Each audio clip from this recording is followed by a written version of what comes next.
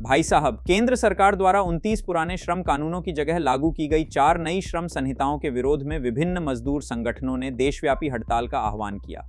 In कानूनों से मजदूरों के अधिकारों के हनन का आरोप लगाते हुए वस्सी में मार्क्सवादी लेनिनवादी पार्टी लाल बावटा के समर्थन से तहसीलदार कार्यालय के सामने जोरदार प्रदर्शन किया गया। आंदोलनकारियों ने नई श्रम संहिताएं तुरंत वापस लेने और मजदूर अधिकारों की रक्षा करने की मांग की।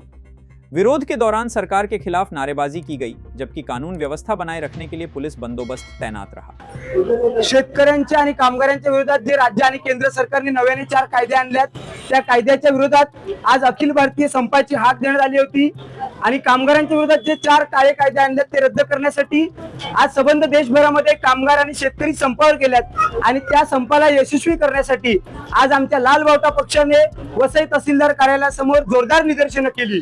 या ठिकाणी देशाच्या पंतप्रधानांच्या विरोधात राष्ट्रपतींना आम्ही आमच्या मागण्यांचं निवेदन दिलेलं आहे आणि वसई तालुक्यातले आमचे 100 ते 150 कार्यकर्ते या ठिकाणी उपस्थित होते।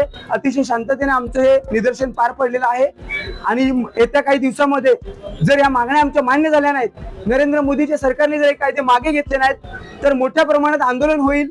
जशा पद्धतीने शेतकरी चालत गेले विधानसभेवर, तशा पद्धतीने पुन्हा एकदा मोठ्या प्रमाणात पालघर जिल्ह्यामध्ये, महाराष्ट्रामध्ये, देशभरामध्ये लाल वादळ निघाल्याशिवाय शांत राहणार नाही। आमच्या ह्याच मागण्या आहेत आणि त्या मागण्या रास्त आहेत की 144 कायदे जे कामगारांनी लढून बनवले होते, रक्त सांडून बनवले होते, ते कायदे मोडीत काढण्याचं काम भाजप सरकारने केलेलं आहे। ते कायदे मोडले नाही पाहिजेत आणि नव्याने जे 4 कायदे आणलेत त्या कायद्यामध्ये कामगारांवर जर अन्याय झाला तर कामगारांना युनियन करता येणार नाही, कामगारांना संपावर जाता येणार नाही, कामगारांना आंदोलन करता येणार नाही। कारण की पूर्वी जसं इमर्जन्सी म्हणून होतं तसंच अत्यावश्यक सेवा म्हणून जर तुम्ही पाहिलं तर दूध उत्पादक असेल, शेतकरी असतील किंवा घनकचरा साफ करणारे कर्मचारी असतील, या लोकांना अत्यावश्यक सेवा म्हणून ती लोक जर संपावर गेले तर त्यांच्यावर कामामधून कमी करण्याचं कारवाई करण्याची भीती आहे आणि म्हणून हे 4 कायदे आम्हाला नको आहेत। 144 कायदे जे आमचे जुने पूर्वी होते तेच कायदे आम्हाला हवे, ही आमची मागणी आहे। अपनी राय हमें कमेंट में जरूर बताइए